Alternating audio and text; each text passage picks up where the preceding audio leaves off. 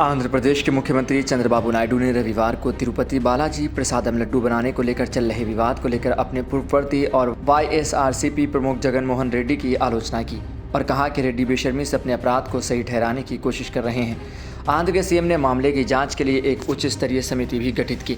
विजयवाड़ा में पत्रकारों को संबोधित करते हुए नायडू ने आरोप लगाया कि वाईएसआरसीपी सरकार के कार्यकाल के दौरान तिरुमाला तिरुपति देवस्थानम टीटीडी द्वारा घी खरीदने की प्रक्रियाओं में बदलाव किया गया।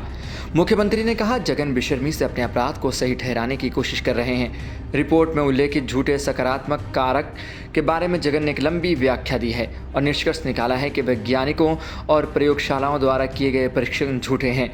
वे घर बैठे ये निराधार बयान दे रहे हैं।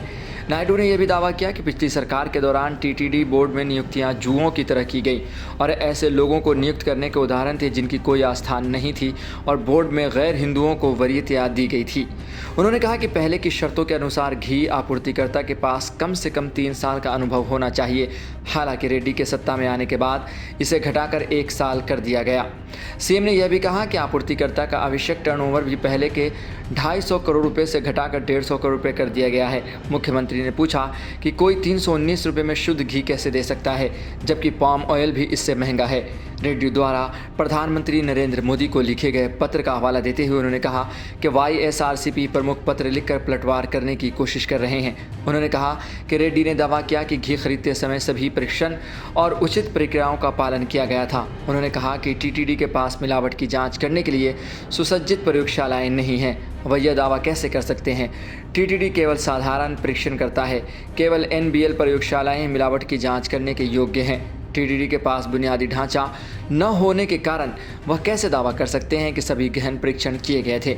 नायडू ने रेड्डी पर यह आरोप भी लगाया कि नायडू राजनीतिक लाभ के लिए भगवान का इस्तेमाल कर रहे हैं और भगवान वेंकटेश्वर स्वामी का अपमान कर रहे हैं। रेड्डी ने कहा था कि नायडू ने आंध्र प्रदेश में अपने 100 दिनों के शासन में ध्यान हटाने के लिए तिरुपति प्रसादम लड्डू में घी की मिलावट का आरोप लगाया। नायडू ने आगे कहा, वह जगन मोहन रेड्डी क्या बकवास कर रहे हैं? सरकार में अभी 100 दिन भी नहीं हुए हैं।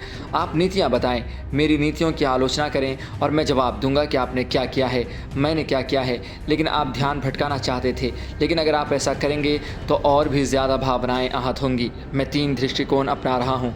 पहला, परंपराओं के अनुसार शुद्धिकरण। मैं आईजी स्तर पर जांच का आदेश दे रहा हूं।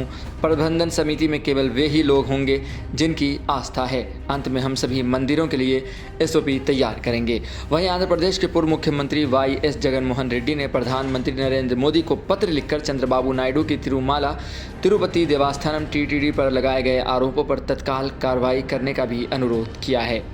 देखते हैं कि आने वाले वक्त में क्या कुछ बदलाव होता है। फिलहाल ये विवाद बढ़ता जा रहा है और रोज़ नए इसमें बातें सामने आ रही हैं। ऐसी खबरों के लिए देखते रहें सहारा समय का समय डिजिटल।